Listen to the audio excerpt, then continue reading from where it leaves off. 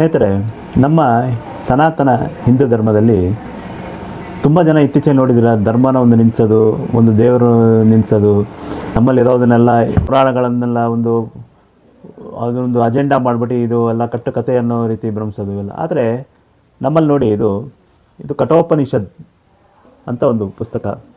ಇದು ಶ್ರೀ ಶ್ರೀ ಸ್ವಾಮಿ ಆದಿನ ದೇವಾನಂದ, ಶ್ರೀ ರಾಮಕೃಷ್ಣ ಆಶ್ರಮ, ಯಾದವಗಿರಿ, ಮೈಸೂರು ಇವರು ಕಠೋಪನಿಷತ್ತನ್ನು ಅದರದ್ದು ಅರ್ಥ ಸಹಿತ ಬರೆದಿರೋವಂಥ ಒಂದು ಪುಸ್ತಕ.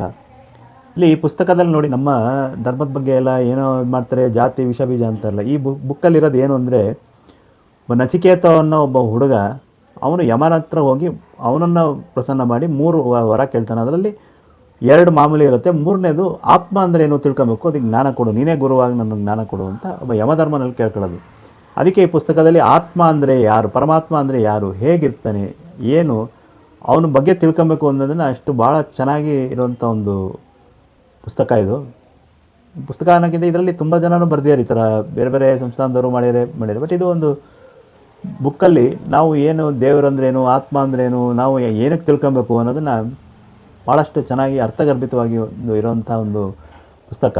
ನಮ್ಮಲ್ಲಿ ಇವಾಗ ಇತ್ತೀಚೆಗೆ ಪುರಾಣಗಳು ಅಂತಿದ್ದಂಗೆ ಅದು ಕಟ್ಟುಕತೆ ಹಾಗೆ ಹೀಗೆ ಅಂತಾರೆ. ಆದರೆ ಬಟ್ ಈ ಥರದ್ದನ್ನು ಆದಷ್ಟು ನಾವು ತಿಳ್ಕೊಳ್ಳೋ ಪ್ರಯತ್ನ ಮಾಡಿದಾಗ ನಮಗೂ ನಮ್ಮ ಜೀವನದಲ್ಲಿ ಏನು, ನಮ್ಮ ಪರಮಾತ್ಮ ಅಂದ್ರೇನು, ನಾವೇನು ಮಾಡ್ತೀವಿ, ಏನು ಅನ್ನೋದನ್ನು ಚೆನ್ನಾಗಿ ತಿಳ್ಕೊಬೋದು.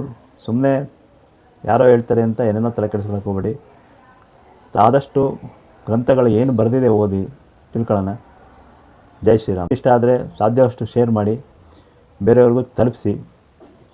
ಆದಷ್ಟು ಈ ಥರ ನಮ್ಮ ಪುರಾಣಗಳನ್ನು ಓದಿ ತಿಳ್ಕೊಂಡು, ಸ್ವಲ್ಪ ಬಿಡುವಿನ ಸಮಯದಲ್ಲಿ ತಿಳ್ಕೊಂಡು ನಮ್ಮ ಜೀವನದಲ್ಲಿ ಏನು ಬದಲಾವಣೆ ಮಾಡ್ಕೊಬೋದು, ನಾವು ಹೇಗಿರ್ಬೋದು ಅನ್ನೋದನ್ನು ಕಲಿತ್ರೆ ಅದಕ್ಕಿಂತಹ ಮಹಾಯಜ್ಞ ಬೇರೆ ಏನಿಲ್ಲ ಅನಿಸುತ್ತಾ ನನ್ನ ಅನಿಸಿಕೆ.